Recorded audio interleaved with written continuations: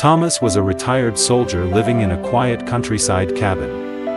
After years of service, his body bore scars and his heart carried wounds invisible to the eye. His only solace was Max, a golden retriever he had adopted during his final deployment. Max wasn't just a pet, he was Thomas's companion, his guardian, and his reason to wake up each day. They shared a routine that gave Thomas's life purpose: early morning walks through the forest, afternoons by the lake where Max would chase sticks, and evenings spent sitting on the porch, Max's head resting on Thomas's knee. Max had an uncanny ability to sense Thomas's moods, nuzzling him on tough days and barking with joy when Thomas managed to smile. Years passed, and Max began to slow down. His once vigorous sprints turned to gentle trots, and his golden coat grew grayer by the day. Thomas noticed but refused to dwell on it, cherishing each moment with his loyal friend. One autumn morning, as the leaves painted the forest in fiery hues, Thomas decided to take Max on a longer walk, a path they hadn't traveled in years. Max wagged his tail, his spirit as eager as ever despite his aging frame. They ventured deeper into the woods, the crisp air carrying the scent of pine and earth.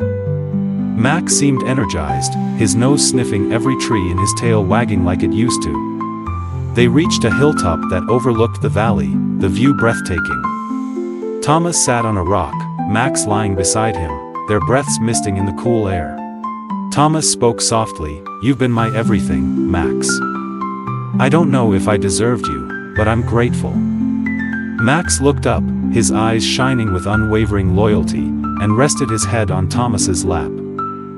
As they began the walk back, Max slowed down significantly, his steps faltering. Thomas stopped and knelt beside him.